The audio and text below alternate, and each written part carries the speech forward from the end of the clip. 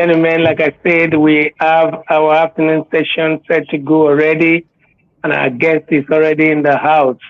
Like I was saying before he came in, the Clarity Challenge is a 52-day journey that you cannot take lightly at all. It's challenging, it's a difficult process, but it's incredibly fulfilling. Like I tell all them on the platform, if you commit a day at a time for 52 days, the results could change your life and your relationship permanently. One thing I guarantee you is that before we're done today, the way you think is going to change drastically. Ladies and gentlemen, we have already in the house, even though, the Don, how has your day been? Before I introduce you and give you the stage, let me just know how you've been doing. My day has been fine, as usual, and I know my life is all about work, work, work. You know what I mean? So I can't stand that your live videos are coming in the night, they're coming in the evening, they're coming in the afternoon. You have a brain, a flow of thought that is amazing. You have no idea how I monitor you closely like a bulldog. Just trying to take in as much as it is possible that I can take. There's so much I'm doing now that I literally gleaned from you, and there'll be a day I set aside to do you a special thank you. It's going to be amazing. yes, Thank you it's so much great. for what you do. Thank you very much. So I've done a live video this morning. I've done checked on people who paid for my training. Then I got to the office. I prepared for another live stream like that, and then I'm here. When I'm done with this one again, I'll to record two videos because I'm traveling tomorrow morning to work. So I need to get the videos ready before I travel. Some meetings and all. But then the beautiful thing is that when you do the thing that you love, it's not like work to you. You get what I mean? When you Yeah, do the thing that you love, it's not as if yeah. There are two things I need to say there. There's people who do some people do the things they love, but then at the point it gets to your to exertion. You get what I mean? You are now killing it. yeah, You know what yeah, I mean? What I mean is that when it's time to rest, you rest. When it's time to sleep, you sleep. But I enjoy what I do, right? It's sacrificial for me. Even when I'm doing those live videos, I feel people's lives are transformed. It's like a catalyst, it's joyful, right? Knowing that someone is watching this. Just now, somebody sent me a message. She said to me, you've been teaching this about cheap money, and I do chin chin, right? She does chin chin, and I think she does a pack like this, and okay. she's always insisting that people should buy it for 600 naira. I think I bought this one. This one is 850. I bought it this morning. And she said after listening to me, she went back to start doing 50 naira and 100 naira. Guess what? She said people buy more of those ones, and she's always selling. Yeah. So when I do these live videos and people get these values and they go to put them into action and they start to get results, it's like a catalyst. So it propels me Yeah. to do more, and I'm happy that lives are changing as a result of that. So it's what fuels me on a daily basis to keep doing what we're doing and you know change people's lives. And then imagine me coming here now to talk about marriage. You are forced me to enter into another dimension. Yeah, this is so critical because finance is a major challenge in marriage. Finance is a major challenge. First of all, is the case where some people don't have earning capacity and they're going into marriage. I don't know how that works. Others It's crazy. want their wives to come into the marriage and they don't want them to do anything. They say they're going to fund the marriage fully. And then they fund it Absolutely. for a while and then they die suddenly and the woman has nowhere to start from. Then we have the third Exactly. challenge where the woman has earning capacity. She could even be earning more than the man. Now the man does not even know how to manage a woman that is that intelligent, that independent, and that capable. So finance is a major issue, and I can't wait to give you the stage to begin to tell us what it is that you want to tell us about marital economics.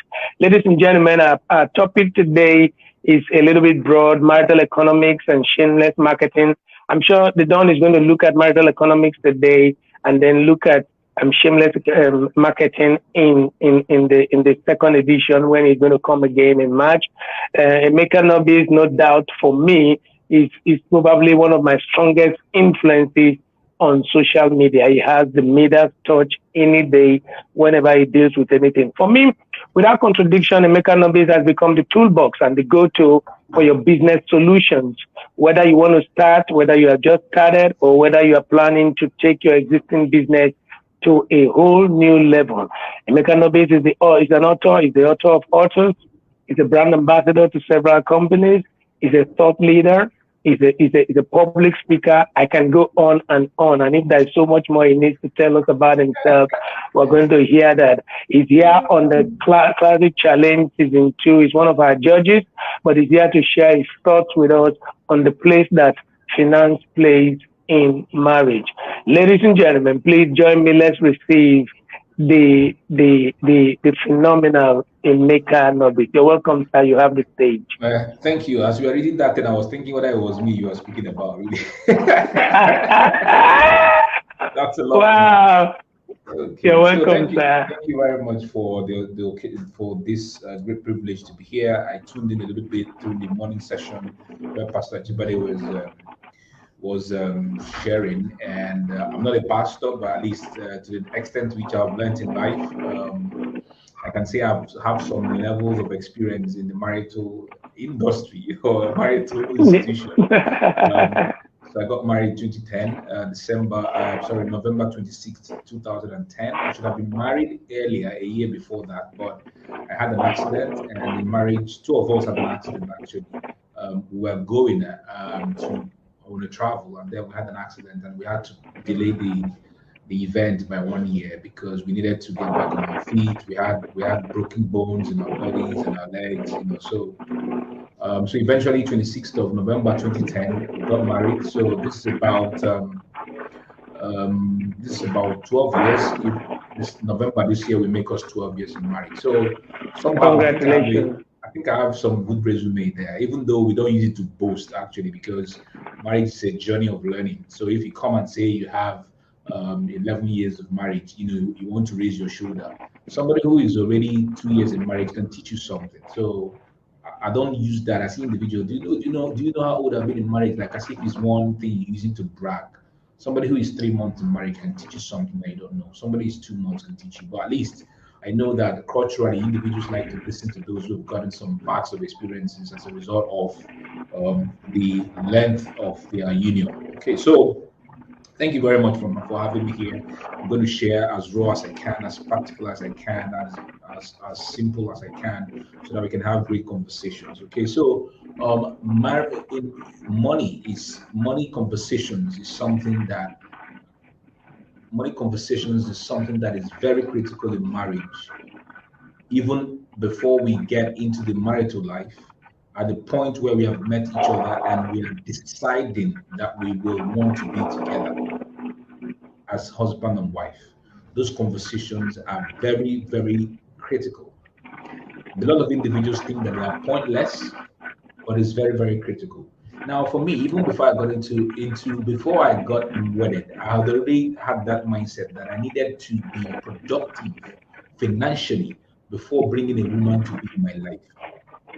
So I was dating a girl in my final year in university. I loved her so much. She's married now. We're still friends.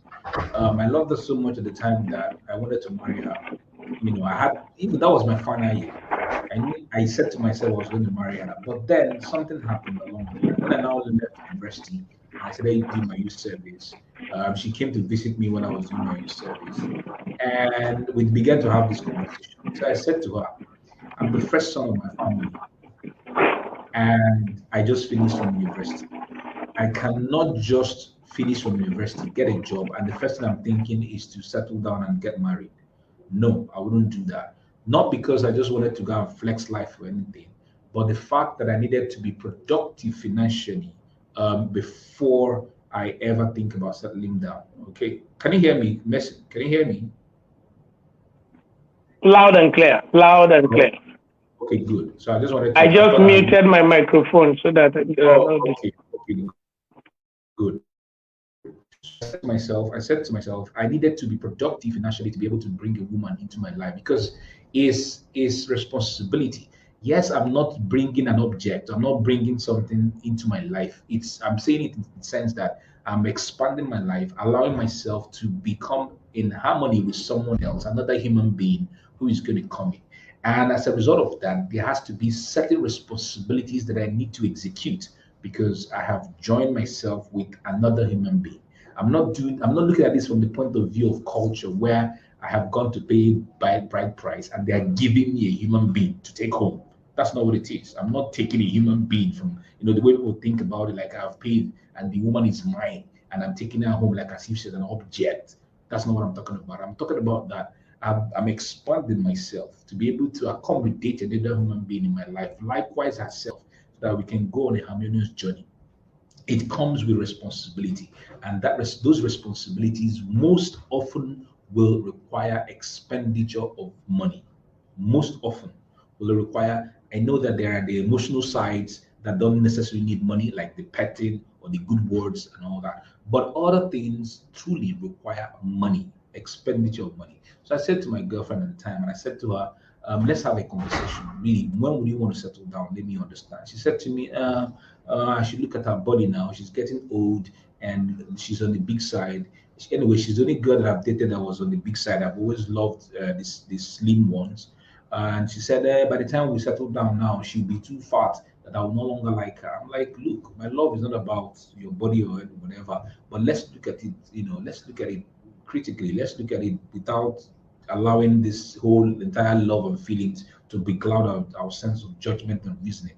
So I said to her, I need some time to be able to work and to make some money. So she asked me, okay, when would that be? I said, okay, I finished school in 2003. I went to youth service. I finished the service in 2005. So it was 2005 we were having that conversation. So I said to her, I will need like 5 years to be able to work so that I can settle down. So she said, so it's by 2009. I said, yes, that's what it will take me. She said, okay, that she may not be able to wait for me. So I said, fine, it's okay. I don't want to bring into my life and I'm holding you down for, from going ahead to get married. So what will happen is that let's split amicably. I love you from the depth of my heart, but I will not want to just keep you for the sake of keeping you, right? And so we had to split amicably, and we were happy with that. All right. So by the time I now met the lady that I'm married to today, I met her. She was already in the picture as a friend, but we are just friends. So by 2006, we had this conversation also. I had this conversation also with her, and she said she was okay with my projections. And so we went ahead, started going ahead. By back then she hadn't even finished from university. She was still in university, and I was working. So she finished university and then got did her youth service, and then we're now planning to settle down.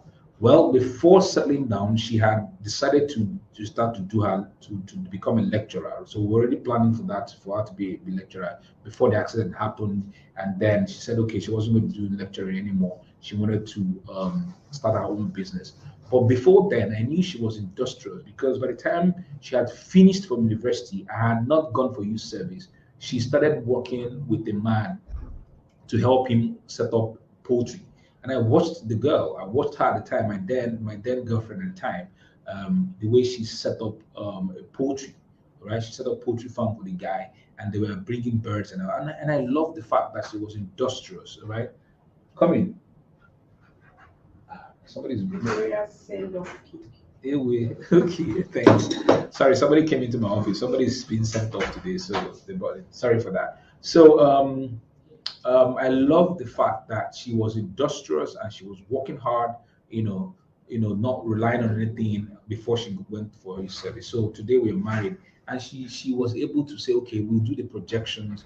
And today we're married, and we got married 2010 instead of 2009, a year after. So what I'm saying is the fact that um, money conversations are very, very important in relationships, especially marital relationships. The problem sometimes, or what I see happens, is that people just gloss over that conversation because of what I term to be spiritual carnality. All right, spiritual carnality in the sense that they come up with all these things in the Bible about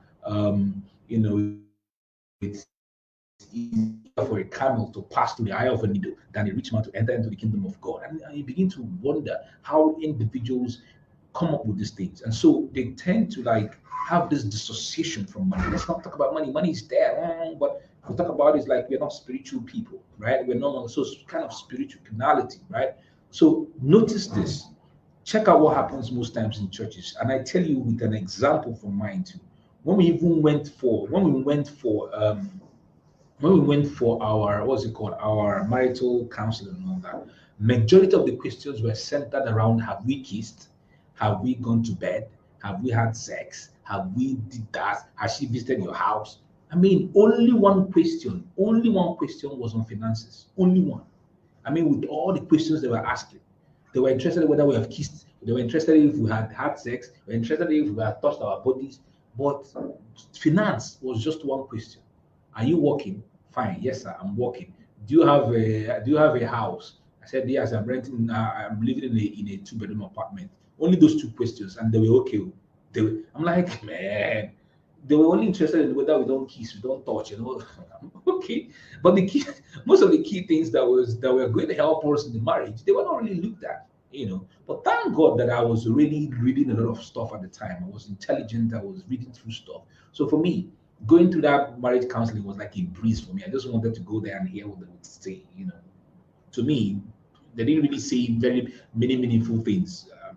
My apologies to my church members, though, but they didn't really say many meaningful things. And we got married, right? So you find out that, let me tell you the absolute truth. The thing is that no matter how you even love your spouse, man, when you have money issues, trust me, when you have money issues, you will see that love. I mean, you see how that love will be doing wish squeezing. I'm telling you the absolute truth. There's no food in the house. Wake up in the morning, there's no food in the house. There's no that. And I can tell you the absolute truth. I have had relationships. I have had conversations with a whole lot of men. When I resigned from the company where I used to work, I was balling. Had clients. I had people who were buying stuff from me. After a while, it looked like the dark clouds came, and there was a dip. Man, you needed this Emeka Nobis that people know as calm, as accommodating. I saw myself becoming like a monster because I would look at my pocket and there's no money. My wife is like, money for this, money for that. And you see me voice my anger.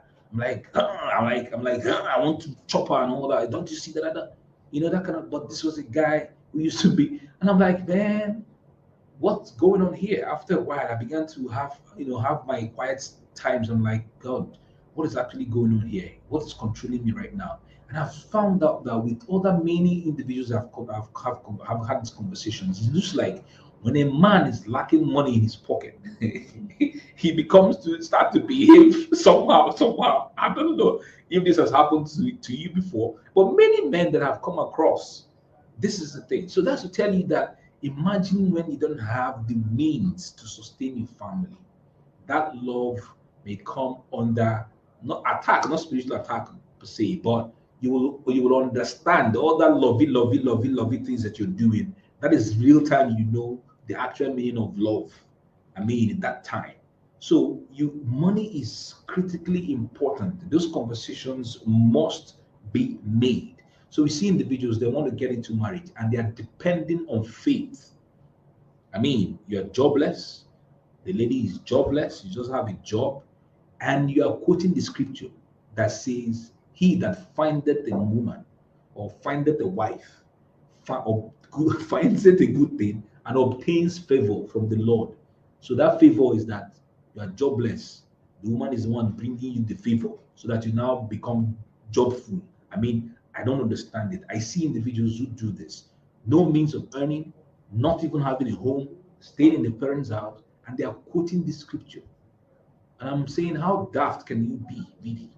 I mean, you need to do something. The scripture also said, whatsoever your hands find it to do it. We're not saying this is scripture we're talking about. We're not saying I'll be doing bad things. But all around the neighborhood, there's something to be done. Last year, I was very angry with one guy. He lost his job in the company I used to work 4 years before, many 4 years. This guy, you see him along our streets. All he was doing was moving from one friend's house to the other, collecting, asking money. You see on the road, he'll ask you for 1,000. You see on the road, he'll ask you for two. One day I called this guy. I'm like, guy, you have a family, you have a wife. Can't you do keke work? No, I cannot do keke work. Can't you do drive a car? I don't want to drive a car. I don't know how to drive a car. I'm like, you cannot learn. I'm afraid to. I'm like, you are afraid to learn how to drive a car.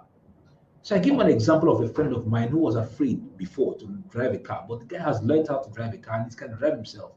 There are so many individuals, I said to him, that have cars that you can even borrow from. Even some of these our friends who are in Cyprus who have two cars, you can borrow from them one and be doing your job, or they can even sell it to you at higher purchase and you'll be releasing money to them weekly. No, I think it was comfortable moving around, and I'm like, guy, you're subjecting your family to some torture.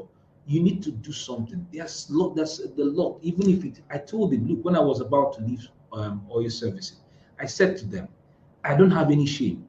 I went and used my salary to go and buy camera. I bought camera. I don't know if I've said this story before. I've told you this story, Mason. I went to buy camera. I told a friend of mine who was living in Dubai to buy me camera. He bought me Canon 60D camera. And I said to myself, if this thought leadership thing does not work, camera, I will become a photographer, and I will be a photographer to the point that people will love my shots. So I made that projection in my head to say that how much does even these guys collect every weekend when they go to do sometimes 80K, sometimes 100K a weekend. I'm like, that's enough to take care of my family as far back as the time I wanted to resign. So I told the guy, look, in December, I said, this is the last time I'm going to give you money. Do not come to me anymore for money if you have decided no, you don't want to do anything. So I gave him 10,000 naira in December, and he has stopped calling me from December till now. I've not seen his phone call. If not, his phone calls usually come almost every 2 weeks with different stories. This one happened, this one happened. I'm going, So money conversations are really, really critical. I don't understand the fact that you don't have a job, you don't have what you're doing, and this is not for the men alone. It's for both genders. You as a woman, you cannot be coming into the life of another individual and you are jobless and you expected the man to provide because he is the provider. It's not supposed to be so. Two of you have to have a convergence, which is something I'm going to be teaching next. All right. So the first thing is these conversations are important. Please understand that money is not in any way, money does not have any value of itself. The value that money commands, the power that money commands is what is imputed on it. So money in the hands of a righteous man will do righteous things. Money in the hands of an idiot will do idiotic things. Money in the hands of a devilish guy will do devilish stuff. So money needs to, people say money, the root of all evil. I mean, so the money, so you find out when people quote these things, there's this dissociation that they have. Oh, if I have too much money now, I may not be righteous anymore. I may not. So and then you decide deliberately by yourself to live in poverty for yourself. And then there's this dissonance I also see. You don't want to do the things that is going to bring you wealth, but then you see someone's car, you see a Lamborghini, or you see a Land Rover, and then you are converting it. I convert this inside of your heart. You are converting it. I receive it. I claim it. But that's dissonance at this highest level. You don't. You have this thing about money, that money is the root of all evil. But you see, chala chala card will pass, and then you're converting it spiritually. It doesn't work that way. So those conversations are necessary. Then number two things I want to share with you today is convergences, what I call convergences, right? I've already started saying it. I said it's not about, we know that the primary responsibility biblically is for a man to take care of his home, because the Bible says that that doesn't do that is worse than an infidel. But then convergences mean that in our time right now, right, a woman also ought to be able to complement, two of you complement together your earnings. So it is also important for a woman to begin to understand that they don't need to be jobless, because that is what we see most times. A man is always the man who has the job, but the lady is not the one who has the job, or the man is the one who is providing the means of earning. Meanwhile, the woman doesn't have anything. So maybe she finishes from university and she's rushing straight into marriage. and then she has nothing to even bring into the marriage. But it's the man who's always providing. Convergences in the sense means that by the time you leave university or by the time you leave school, whatever, there has to be something you're doing at least to be bringing some means of income into the marriage that you're about to get into. It's important. Convergences. And there's no time that two of you may be earning exactly the same thing. I tell individuals, even if you're working in the same company, you may not be earning the same thing. So maybe the man is at some point earning something that is higher, or the woman is at some point earning something that is higher. There's so many marriages today that even the woman is making a lot more income than the man, but you will not know. There are also so many marriages where men are making a lot more, although men are the one who are always yapping and saying that, because of pride and ego. But there are so many women who are providing much more than the men in their families, and maybe because of the kind of men they're marrying also who have sense and intelligence. Nobody would know. So at some many times your earnings will not be the same. Convergences mean that you guys are bringing together your resources to be able to promote. You find out that in so many homes today, the woman may have money in her account, but may never want to bring it out. So it's the man who's always spending. Maybe they are building a house together, but they will now say, because this popular thing, the man's money is our money, my money is my money. I don't know who projects these narcissistic ideologies, these devilish ideologies that people hang on to, and they keep living like this. And so when you have this means, you watch the man struggle, you want him strive, and then because you're saying that his money is our money and my money is my money, I mean, it's absolute crass to me, really. Up until the time I was even dating my wife, and she knew that we knew that we were going to get married. My wife knew my finances. She knew as a girlfriend that time, I'll earn money and I'll come with my pay slip, and I'm like, this is what, and I'll show her these are the things that I'm spending money on. So the trust was there to the point that now if I tell her I don't have money, fine. Not having money now doesn't mean I don't have shishi in my pocket. It means that maybe I'm below my threshold. Some individuals have threshold. There are individuals not having money means 100K in the account. Some individuals not having money means 1 million. So sometimes when I say I don't have money, means maybe the money on the account, in the account that I'm supposed to be expending money from on a daily basis for my family, the money is no longer as it used to be. She understands that. She knows that there is also money in accounts where I am maybe doing projects and all that. She can never talk about that. But the money that we use for daily expenditure, when the threshold is low, I can now say I don't have money, and she understands because I've been opening up and showing her these are the things that I've been earning. So I see marriages that are like that. The man is hiding her pay slip, or the woman is hiding how much she's earning because she doesn't want the man to see, or the woman to see. Maybe when the woman sits down, the woman will now bring out all the demands on earth because she saw that. Please, convergence is something that we need to hear in this clarity challenge, in this beautiful thing that we are doing here in this community. Know that we are not here to fight our spouses. We are on earth because we are coming together to be married. There has to be a convergence. It's not a war thing. It's not somebody who's doing, we're not Ukraine and you're Russia fighting. We are together in a convergence, a harmony of sorts. That's why we left all the other human beings that we should have been together, and we bonded two of us. So it's for harmony, not for war, not for superiority, not for who is earning more or who is supposed to be. Convergence is critically important. The next thing I want us to think about is on that convergence also is that sometimes that the person who's providing loses his or her job, right? Somebody, you can lose your job, you can lose your job. It's not a time for you to begin to malign your spouse. And that's one of the things that I love my wife today.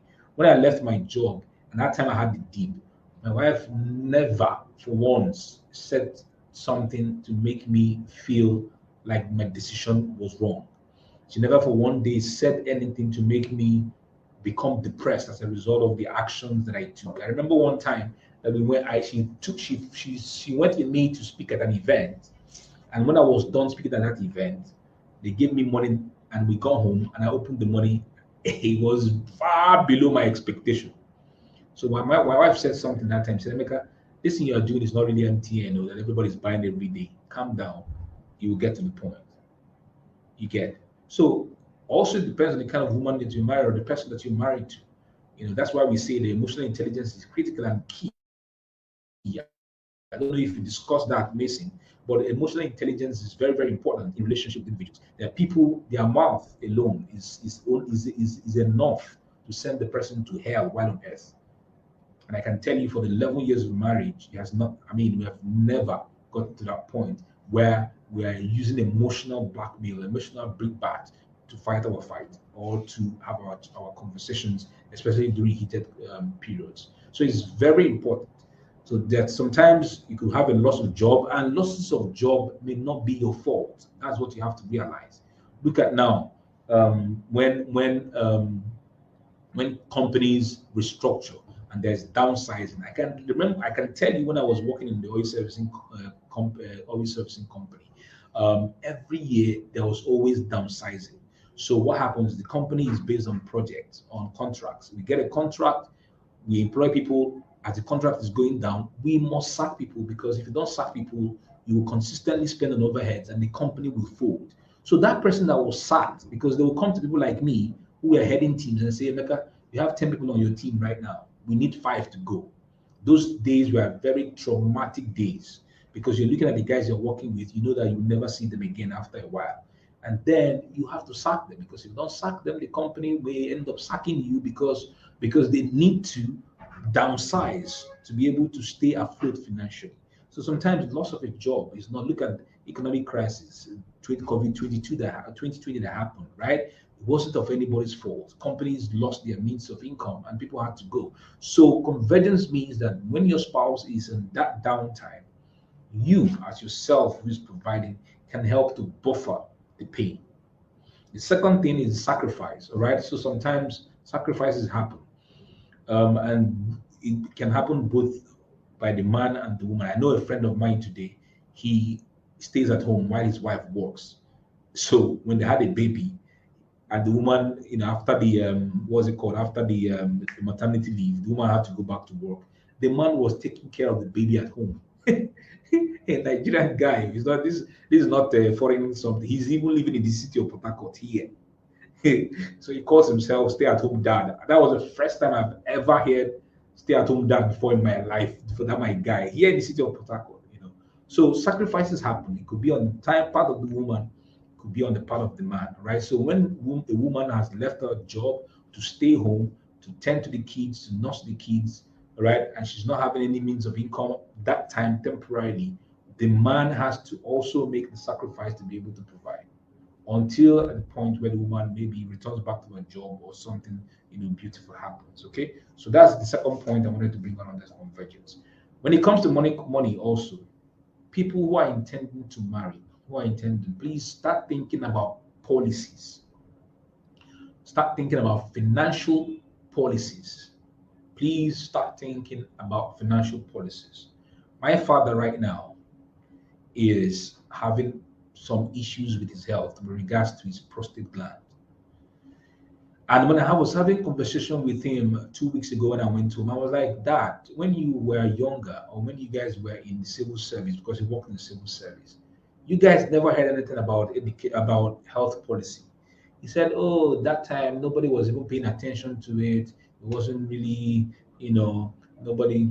I'm like, had it been you have this policy right now, this expenditure that we're making right now, we may not have been making it. So let's start to think about 3 kinds of policies: health policy, life insurance policy, and the educational policy. Life policies, health policy, and educational policy. And these policies are according to levels.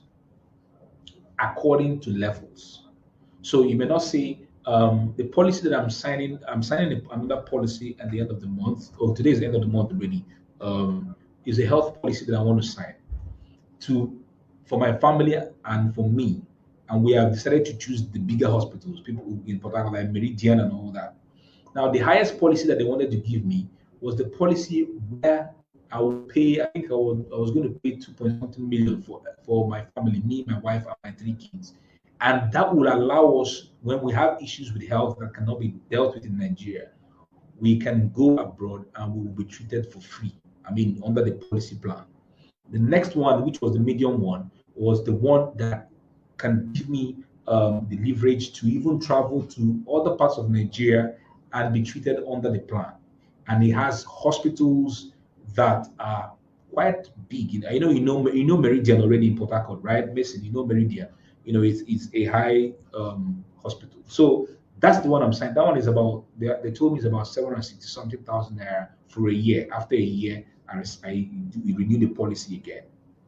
Now, the thing with these policies and life policies and health policies is that individuals have this thing about God forbid, God forbid, it's not my portion.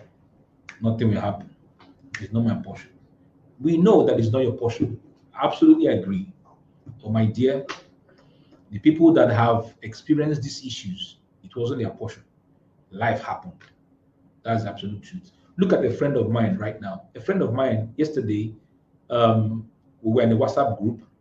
My government college, it's not government, my fellow classmates from Federal University of Technology. When the guy who we see as a leader came yesterday and said, "Fellow guys, good afternoon," my mind just told me, this way this guy is starting this message is like bad news is about to come.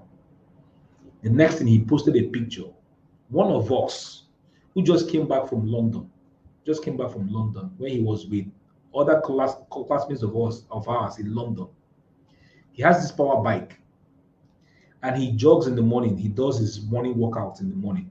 He was on his bike. He went with his bike to where he was parked his bike and was doing his normal stuff. Keke man came. I don't know what happened because in the group we didn't just want to have full detail. When this kind of things happen, it's not a nice thing to be asking what happened though. This is not the time to ask those questions. So we just accepted what he told us. Keke man went for this guy's leg and broke his leg towards the ankle. When he posted that picture, my whole body was like, man, I was sad. I mean, I felt I started having panic attack yesterday just by looking at those pictures because I saw how the thing broke his leg, now bent. Man, tell me the absolute truth. Did this guy plan for it that day? No, but life happened. But thankfully, he's on a policy. He's now in Meridian, right? He's being treated in Meridian, of all places. So when they told me that he was in Meridian, I just felt at peace with myself. You get. So these things, nobody prays for that. Nobody prays for these things. Nobody just says deliberately, I want this. No. But medical, life and medical, very critical. Then policy for education. So I have 3 kids, and I have a policy that is running for them. I pay for that policy twice a year. In July, I pay 168,000. In December, I pay 168,000 twice in a year. I'm preparing for their university education. They're in primary school now. One of them is about to go to secondary school. But I'm preparing for their university education. So even though I'm paying twice a year, a time can come now, maybe next year when my income increases, I can say, okay, let me pay this full thing itself and just relax. And then during the maturity. The beautiful thing about these policies, you need to realize that sometimes when the one who is paying this policy is no longer alive, the company takes up the responsibility to fully pay off.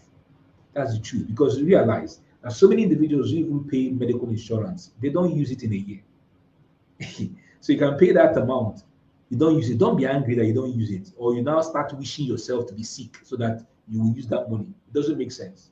Like I have a friend of mine, what he does is that when he knows that the policy is not even using it, on a Friday he will go and check himself inside the hospital and go and lie on the bed so that they will take care of him. He will sleep there on Friday, Saturday, and Sunday, so that he will make sure he's using his policy. Well, he's not wishing himself sickness, but he's just going there. He just lies there. Nurse will be touching him and everything. They will check and everything. Will be happy, and then he will leave the hospital. So the policies, the companies take care. So please think about policies. The next thing I want to speak about is investments. Okay, investments, and I'm not talking investments here in terms of 15% MBA forex. And all. That's not what I'm talking about, guys. Put money and they will pay you 30%. Not what I'm talking about. I'm talking about investments into companies that are involved in the real economy. That's what I'm talking about, right? Somebody will say that the money is small, but that's what it is. So these companies are like total, like Ajib, like they are quoted on the stock exchange. So you can invest your money in there, and stuff will be. So people think that investments in this real sector and all that is about trading stock. Stock will go up. No, no, no. We're talking about even the dividends that they pay you every year. So some of these companies pay twice a year. You find this is how some individuals are making money even after they have left paid employment. So let's say they have 10 million units and the company is paying 1 naira per unit in dividend. That's like 10 million in dividends in half a year. Then towards the end of the year again, they pay another 10 million. That's like 20 million from the number of units that are bought. So that's what I mean by investment. So investments in the real sector and then investments in businesses. All right. So there are certain businesses that you can put your money here and there, not to give you 20% every month, though. That's not what I mean, or 15%. There's a lot of individuals that they shine, they win, they always want rapid returns of money. That's not what we're talking about. And they easily get bonds. So those ones whose eyes are shining and want 15%, 30%, that's when you get bumped easily. But when you put your money in these small businesses here and there, they can be giving you, a simple, very simple example is like the transportation business. So you give somebody keke or something, buy keke of 400K, and the person is, bringing it back gradually, gradually, gradually. After a while, you take over the keke, you go and buy another one, like that. So that's what I mean, little, little, little. So that's about investments. This next thing I want to share with us is about expanding your earnings. Expanding your earnings, all right? Expanding your earnings. Understand the fact that we're in Nigeria. You have seen what petrol is doing. Now, petrol is 200 naira. By this week and next week now, people will adjust the prices of the items that they are selling. That's the truth.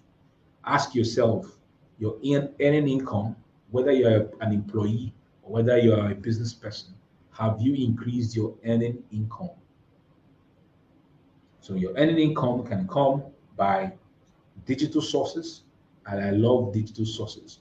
On a daily basis, I make sure that at least I get some money from my digital sources, collaborations that I can do with other individuals, collaborations, and then finally, physical businesses. So you could be doing some physical businesses by the side that may not really be taking so much of your time, or you're fully into it, physical business. So you have to think about expanding your income streams. Like on a daily basis, on my phone, I make an average of 5 to 10K every day with my phone because I've been able to build my WhatsApp to the point that people advertise on my WhatsApp status and they pay me 5K for each advertisement. That's how I make my own money.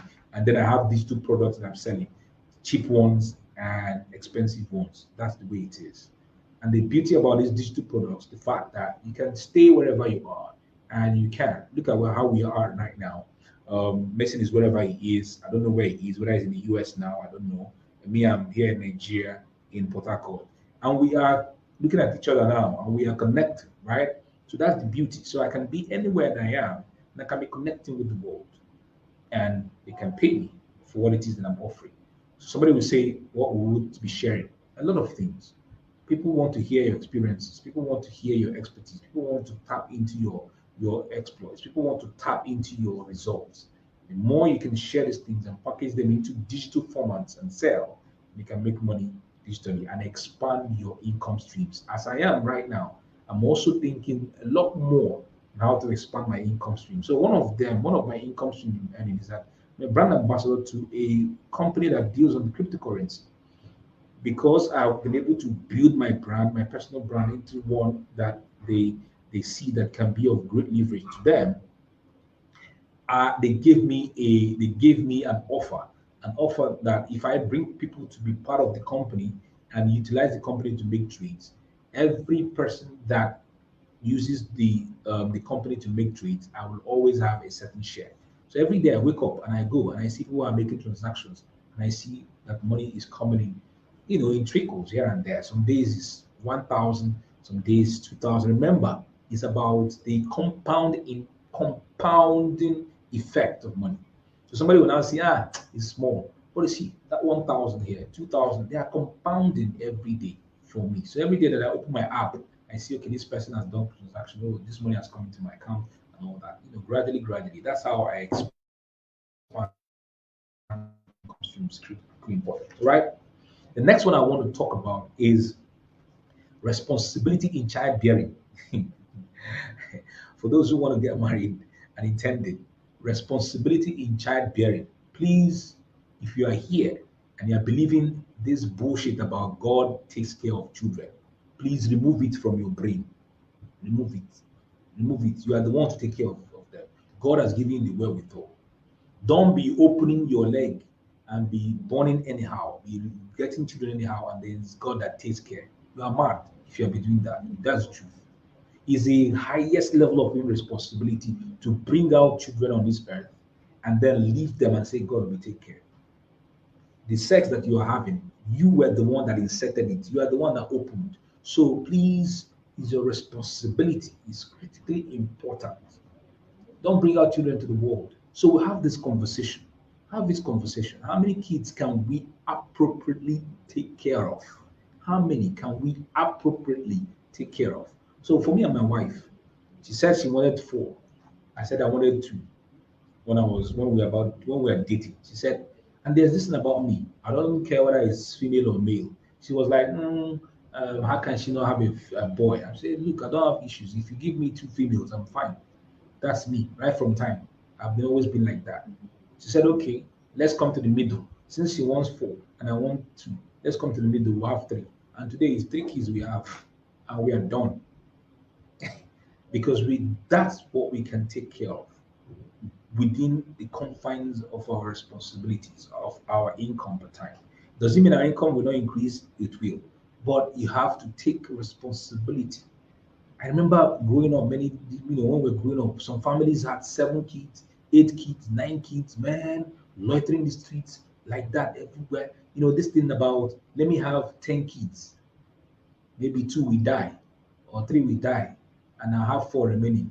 I mean, if you check it, most times you find out some of those kids died as a result of sickle cell anemia because they were AS and AS and they didn't know.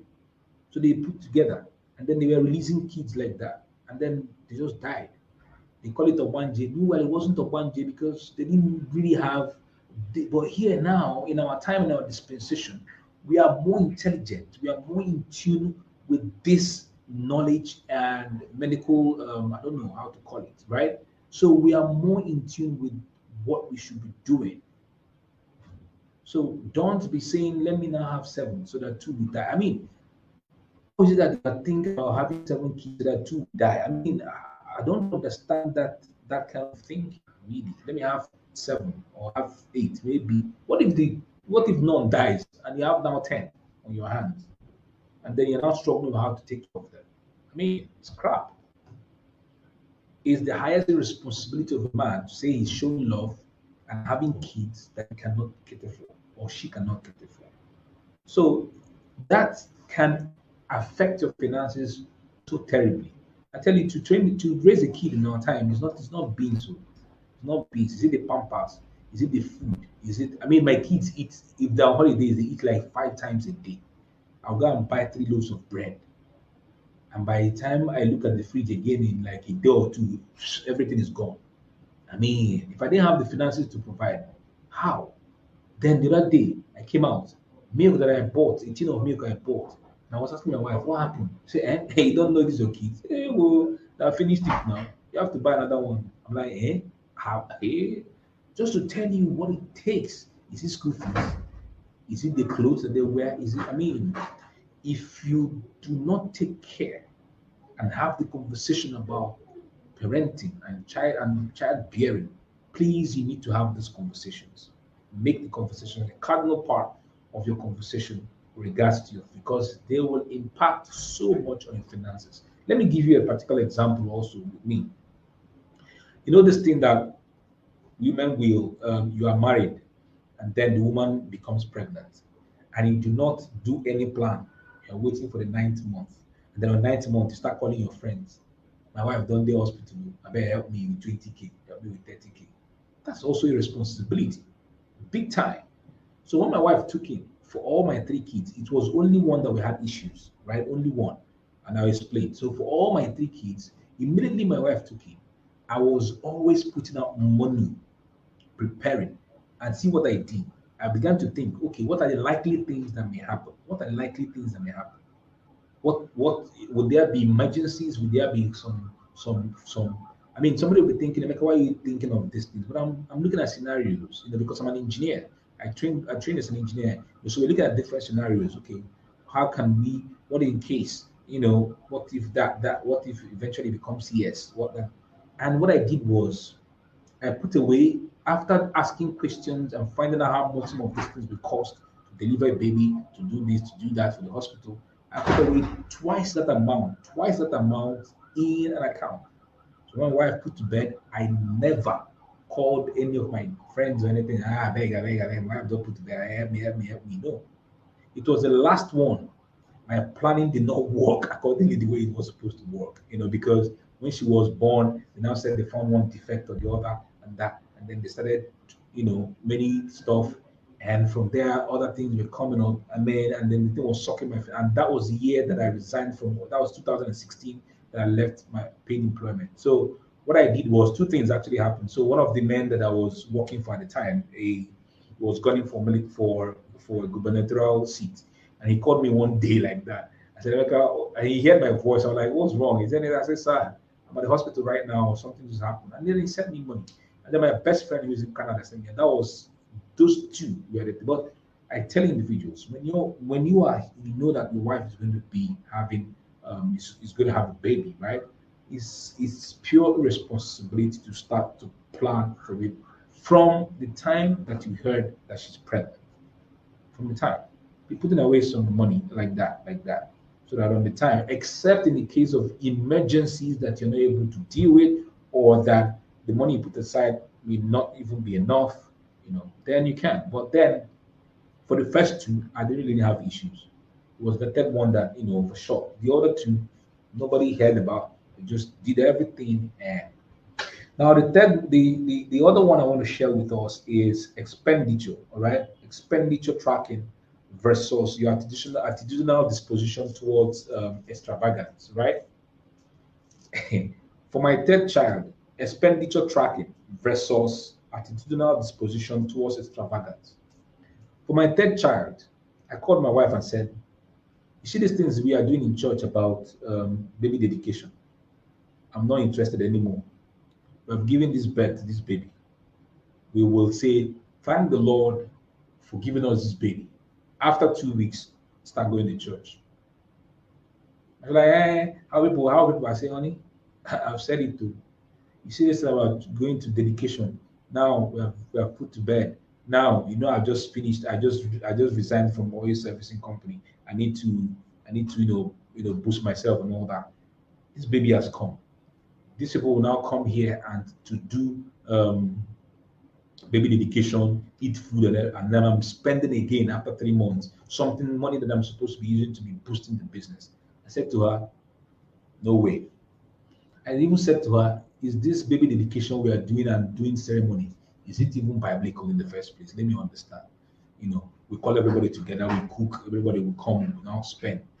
Because I see some individuals in church that are not able to live up to that expectation. They borrow because they want to do baby dedication.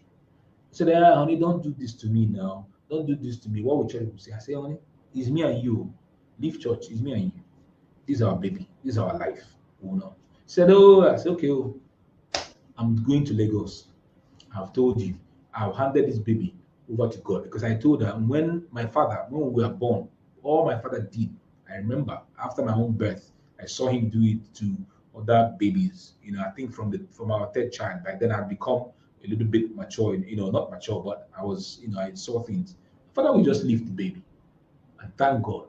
Father, if you watch that movie, Kunta Kinte, I don't know if you watch Kunta Kinte, growing up, how the father of Kunta Kinte just took him up and then dedicated him to the gods. And that was it. So I would do like my father. It doesn't mean that God will not answer my prayers. Must pastor handle him before God will accept? I'm like, I don't know if there's anything special, but then I think that God can answer our prayers if we say, Father, we thank you for this baby. This is his name, blah, blah, blah, and then we're done.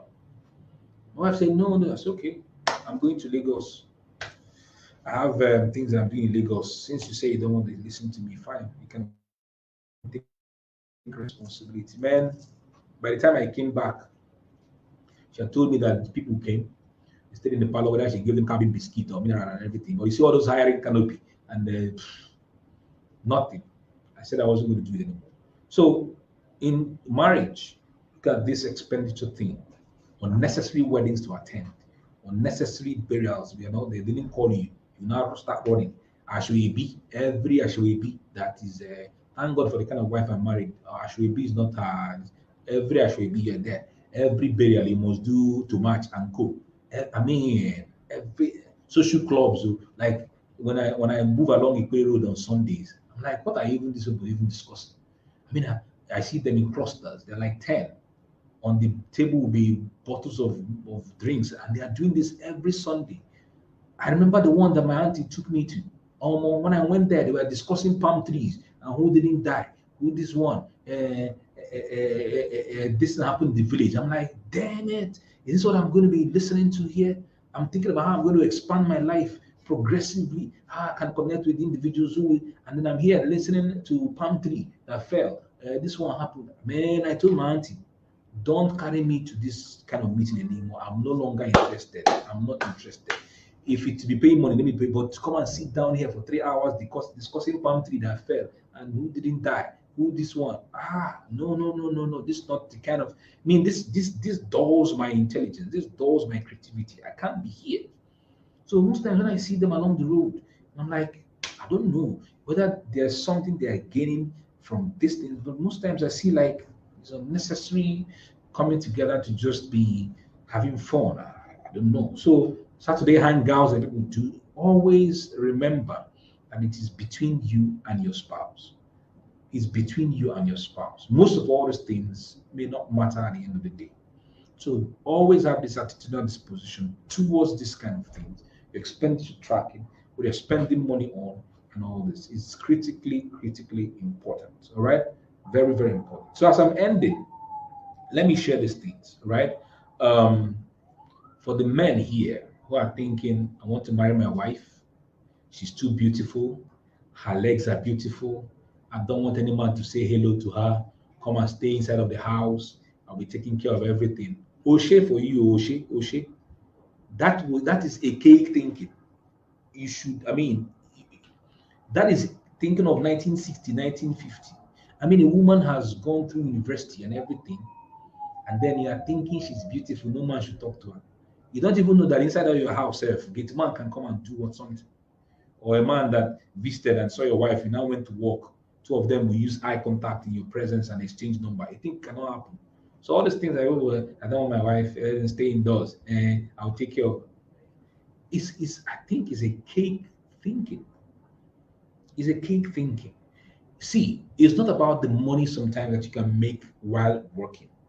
It's the fulfillment that comes that somebody knows that he or she is putting forward the giftings and the blessings and the talents that he or she has inside of her to be able to help a company or to help someone experience productivity.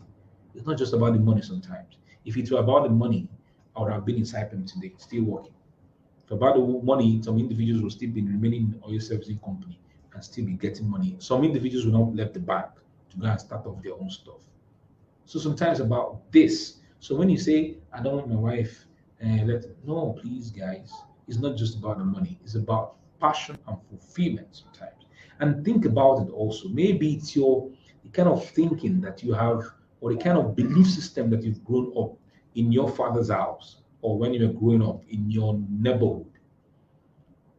Responsibility means that you begin to take these beliefs and begin to piece them apart to see if they are empowering you or they are disempowering you. If they are disempowering you, responsibility means you put them away so that they don't disempower you into lack and unfulfillment. It's important that you understand that. Then the second thing there is um, understand that it's for the both of you. Marriage is a mutual thing. It's for the both of you. All right. It's for the both of you. Two of you working hand in hand to be able to make it work. It's not just for one person alone, right? It's for the both of you, all right? It's about learning and doing great for yourself, for the both of you. And second, finally, right? These things that I see men say, I allowed my wife to shine.